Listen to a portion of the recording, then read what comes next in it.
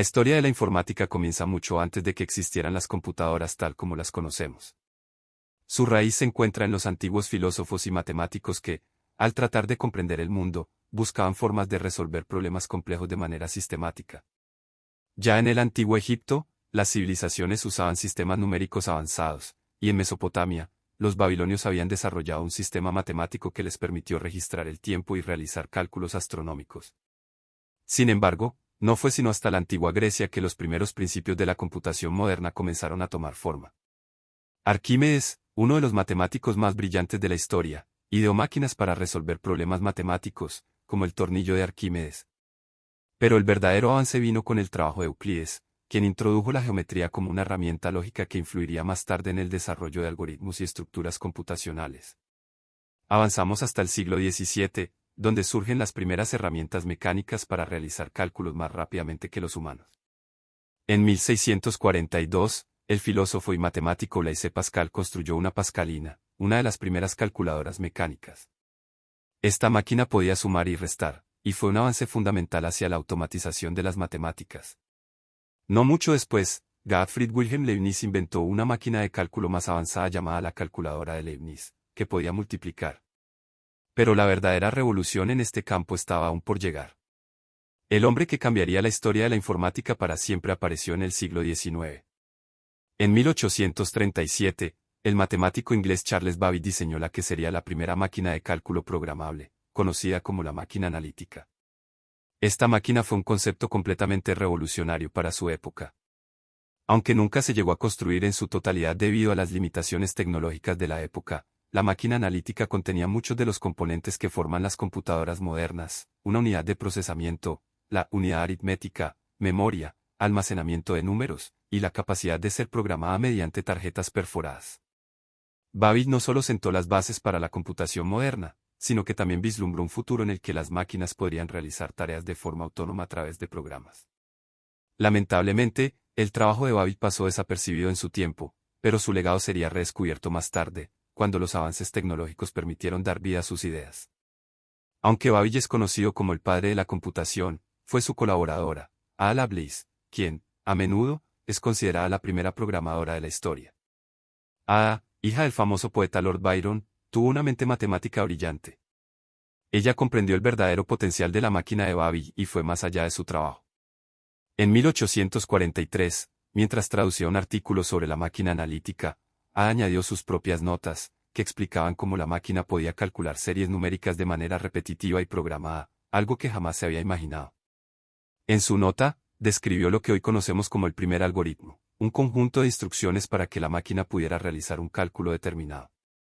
Así, Ada Lovelace no solo entendió las matemáticas, sino que vio más allá, vislumbró que las máquinas podrían ser utilizadas para cualquier tipo de cálculo y que incluso podrían procesar información no numérica, algo que se realizaría siglos después. Aunque las ideas de Babbage y Lovelace marcaron un hito, la verdadera revolución en la informática no llegó hasta el siglo XX. En los primeros años de 1900, los avances en electricidad, física y electrónica hicieron posible la creación de las primeras máquinas más cercanas a las computadoras modernas. Durante la Segunda Guerra Mundial, científicos como Alan Turing se adentraron en la computación de manera más profunda. En 1936, Turing propuso su famoso concepto de la máquina de Turing, un dispositivo teórico que describía cómo una máquina podría seguir una secuencia infinita de pasos para resolver cualquier problema computable. Aunque la máquina de Turing era abstracta, sirvió como la base teórica para las computadoras digitales que surgirían en los años siguientes. En la guerra, Turing también trabajó en la descodificación de los códigos nazis, desarrollando la Enigma, un sistema de criptografía utilizado por los alemanes. El trabajo de Turing fue crucial, ya que sus contribuciones ayudaron a crear las primeras computadoras electrónicas. En la década de 1940, nacieron las primeras computadoras electrónicas, máquinas capaces de realizar cálculos a gran velocidad. La ENIAC, Electronic Numerical Integrated Computer, es considerada la primera computadora electrónica digital de propósito general, creada en 1945 por John W. Mauchly y J. Presperekart. Esta máquina, que ocupaba una sala entera, podía realizar miles de cálculos por segundo, lo que la hacía indispensable para el ejército de los Estados Unidos, pero también comenzaba a mostrar el potencial de la computación en diversos campos. El siguiente gran paso vino con la creación de las computadoras de transistores en 1954, que reemplazaron los grandes tubos de vacío del ENIAC. Esto permitió hacer computadoras más rápidas, más pequeñas y más fiables.